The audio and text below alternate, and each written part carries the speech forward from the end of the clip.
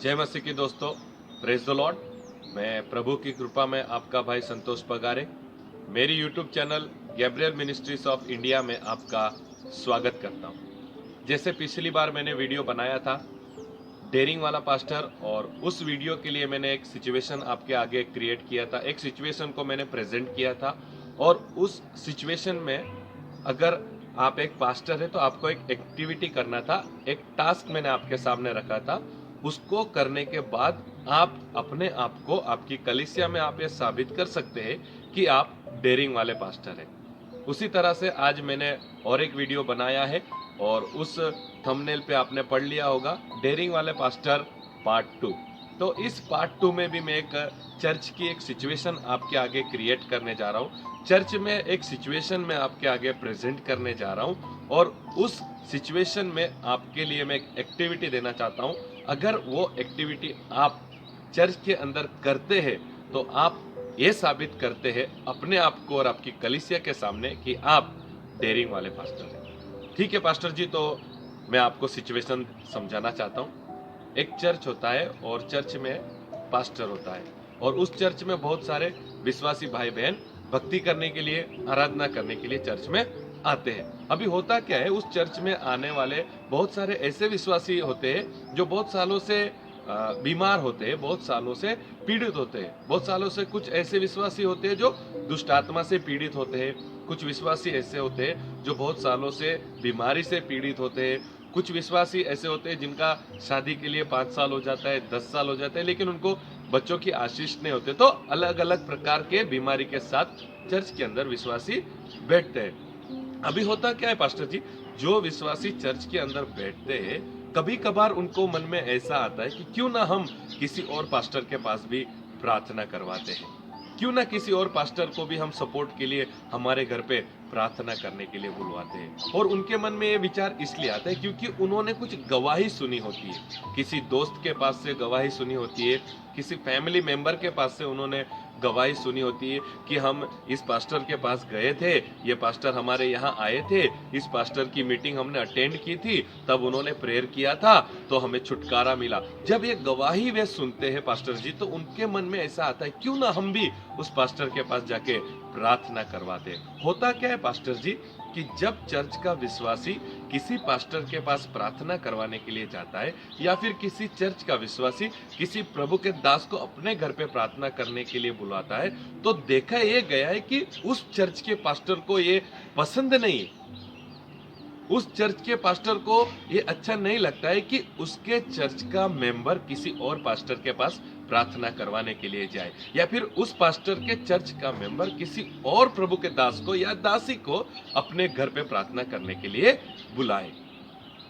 कई बार मैंने देखा है, जब मैं किसी के घर पे प्रार्थना करने के लिए जाता हूँ, या फिर कोई मेरे पास आता है प्रार्थना करवाने के लिए, तो उनके अंदर एक डर होता है, वे थोड़े डरे हुए से रहते हैं। तो मैं उनको पूछता हूँ आपको किस बात का चिंता है, आपको किस बात का डर है?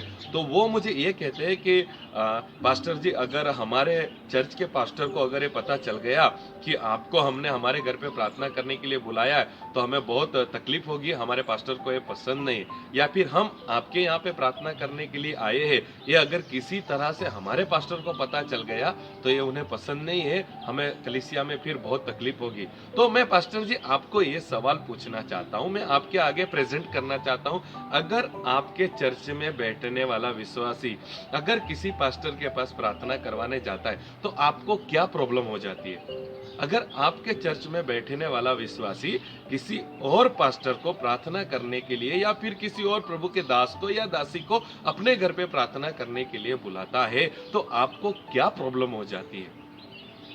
कई बार मैंने देखा है कि चर्च में बहुत सालों से वो विश्वासी दुष्ट आत्मा से पीड़ित होता है, लेकिन कई बार क्या हो जाता है, किसी और दास के पास वो लोग प्रार्थना करवाते हैं तो उनका छुटकारा हो जाता है। तो पास्टर जी मैं आपको ये कहना चाहता हूँ, उस व्यक्ति का छुटकारा हुआ ये आपके लिए इंपॉर्टेंट है, या किसी और के द्वारा प्रार्थना करके छुटकारा हुआ, इससे आपको दिक्कत है?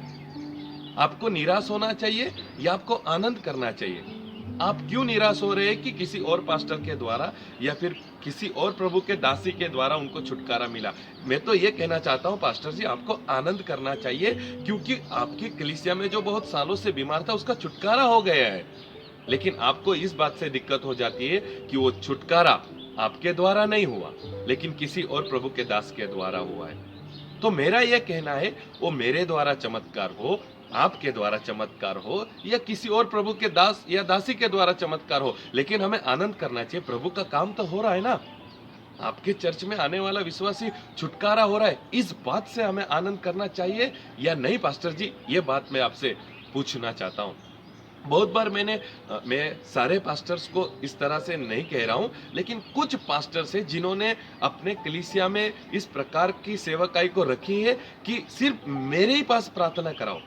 मैं आपका चर्च का पास्टर हूं, तो मैं आपके लिए प्रेयर कर रहा हूं, आप किसी और पास्टर को प्रेयर के लिए क्यों बुलाते हैं? आप किसी और पास्टर के पास प्रार्थना करने के लिए क्यों जाते हैं? और इस प्रकार से वो जो बीमार व्यक्ति होता है, वो जो पीड़ित व्यक्ति होता है, वो वैसा का वैसा ही चर्च में बैठा रहता है। क्या ये प्रभु की योजना नहीं है कि प्रभु किसी और दास के द्वारा उनको छुटकारा देना चाहते हैं? क्या ये प्रभु का योजना नहीं है, किसी और दासी के द्वारा उनको छुटकारा करना चाहते हैं? तो हमें इस बात से आनंद होना चाहिए, मेरे द्वारा छुटकारा हो रहा है या किसी और के द्वारा हो रहा है, लेकिन प्रभु का काम हो रहा है और आपके चर्च में आने वाला विश्वासी छुटकारा पा रहा है। इससे हमें आनंद करना चाहिए पास्टर जी। मैं आपको यह कहना चाहता हूं कि आपकी कलीसिया में जो आदमी बीमार है, जो आदमी समस्या में है, जो आदमी के अंदर दुष्ट आत्मा के काम है, तो आपके जान पहचान में जो पास्टर है, जिनके द्वारा प्रभु ऐसे चमत्कार की सेवकाई कर रहे हैं, जिनके द्वारा प्रभु ऐसे दुष्ट आत्माओं का छुटकारा कर रहे हैं, तो आपको नहीं लगता हमें उनका हमारे कलीसिया में इस्तेमाल करना चाहिए? कई बार ऐसा होता है नहीं पास्टर जी, आपकी फैमिली के लिए आप किसी आपके मित्र को फोन करते हैं, आप कई बार आपके किसी मित्र को बुलाते हैं जो सेवकाई में, आओ मेरे बीबी को बुखार आ रहा है, जरा आप प्रार्थना कर दीजिए, मेरे बच्चे का एग्जाम है, आप प्रार्थना कर दीजिए, मेरी लड़की इंटरव्यू के लिए जाने वाली है, जरा उसके लिए प्रार्थना कर दीजिए। तो हम हमारी फैमिली के लिए दूसरे पास्टर्स को बुलाते हैं या नहीं? हम हमारी फैमिली के लिए दूसरे पास्टर के पास प्रेयर रिक्वेस्ट देते हैं या नहीं? तो क्यों हमारी कलीसिया के लिए हम ये नहीं कर सकते? हमारी कलीसिया में बहुत सालों से जो बीमार है, तो क्यों ना हम किसी और पास्टर का हम वहां पे सपोर्ट लेना चाहिए? आज इस वीडियो के मार्फत से मैं आपके पास ये बात रखना चाहता हूँ कि पास्टर जी, जो भी आपके विश्वासी है, अगर उनको ठीक लग रहा है किसी और पास्टर के पास प्रार्थना करने जाना है, तो उन्हें आप स्वतंत्रता दीजिए, उन्हें आप आज़ादी दीजिए।